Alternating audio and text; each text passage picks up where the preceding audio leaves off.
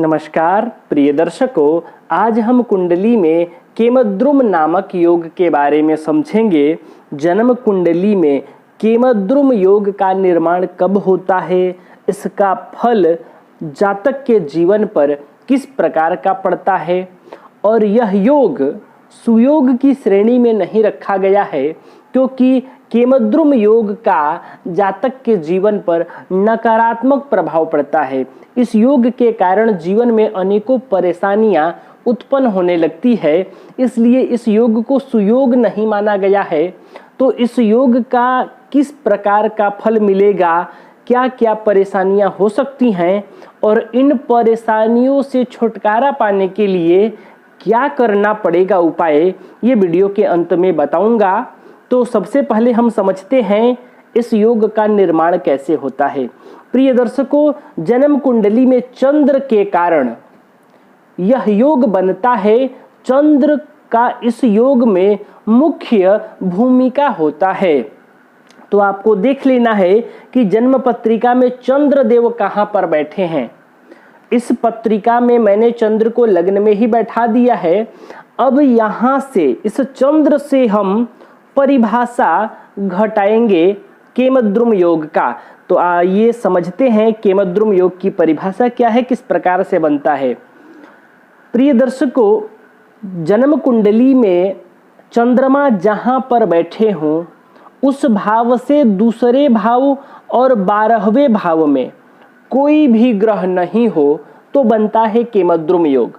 जैसा कि आप देखिए, चंद्रदेव यहाँ लग्न में है, तो लग्न से दूसरा भाव यानी दूसरा जो भाव है ये धन भाव है, यहाँ कोई भी ग्रह नहीं बैठे हैं। इस प्रथम भाव से जो 12वां भाव है वो ये वाला व्यय भाव है, यहाँ पर भी कोई ग्रह नहीं है। तो इस प्रकार की अवस्था में केमद्रुम योग का निर्माण होता है। प्रिय दर्शकों, इस प्रकार की अवस्था जिसके जन्म पत्रिका में दिखाई पड़े तो आप समझ जाइए कि केमद्रुम योग का निर्माण हो रहा है। और इस योग के कारण जीवन में अनेकों कष्ट, धन का अभाव, मानसिक पीड़ा, आय के साधन बंद होना, जातक को कार्य में सफलता नहीं मिलना इस योग के कारण ही होता है। मन में भटकाव, असंतुष्टि की स्थिति इस योग के कारण ही जातक को प्राप्त होता है। पारिवारिक सुख का अभाव में कहीं ना कहीं केमद्रुम योग का भी रोल होता है। यदि जन्म कुंडली में यह योग बना हुआ है और आपको पारिवारिक सुख पूर्ण रूप से नहीं प्राप्त हो रहा है तो आप समझ जाइए कि कहीं ना कहीं इस योग का जो प्रभाव है वह आपको मिल रहा है। इस योग के दुष्प्रभाव से ही पारिवारिक सुख का अभाव होता है। तो प्रिय दर्शकों, आपको इसके लिए उपाय क्या करना है ताकि आप इस केमद्रुम जो दुर्योग है इससे छुटकारा पालें।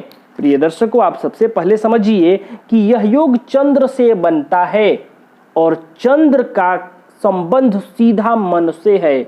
इसीलिए इस योग के कारण सर्वाधिक जातक का मन परेशान होता है, मन पीड़ित होता है, मानसिक परेशानी होती है, मानसिक पीड़ा होता है, मन में भटकाव होता है, दुविधा देखा गया है ऐसे जातकों के मन में। तो चंद्रमा का जो संबंध है वह सीधा मन से है। चंद्रमा मनसो जातः, चंद्रमा का संबंध सीधा मन से है। और यहाँ चंद्रमा के दाएं और बाएं दूसरे भाव 12वें भाव में किसी भी ग्रह का नहीं होना, चंद्र पर किसी ग्रह की दृष्टि नहीं होना और चंद्र के साथ कोई भी ग्रह नहीं होने के कारण चंद्रमा पीड़ित अवस्था में माने गए हैं। अतः चंद्र देव का उपाय इस योग में परम आवश्यक है।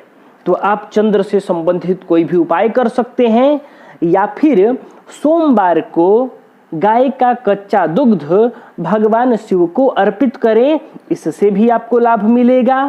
पूर्णिमा के दिन चंद्रदेव को अर्घ प्रदान करें। जैसे भगवान सूर्य को अर्घ दिया जाता है जल से, वैसे ही पूर्णिमा के दिन रात्रि में चंद्र को दुग्ध से अर्घ प्रदान करें। इसके बाद आप क्या कर सकते हैं इस योग के प्रभाव को और कम करने के लिए? तो 2 मुखी रुद्राक्ष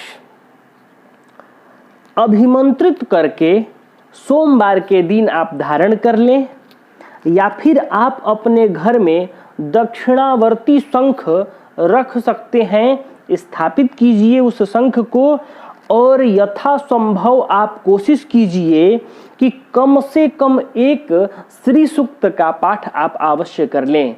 आप यदि यह उपाय करते हैं तो निःसंदेह यदि आपके जन्म कुंडली में एक केमद्रुम योग बन रहा है और आप इस योग के कारण परेशानी में हैं, तो उस परेशानियों से छुटकारा मिलने लगेगा।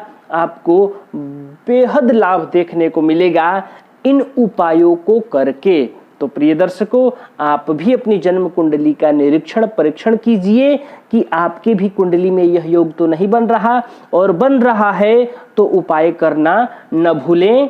प्रिय दर्शकों, आज के लिए बस इतना ही। तब तक के लिए हमें अनुमति दीजिए। नमस्कार।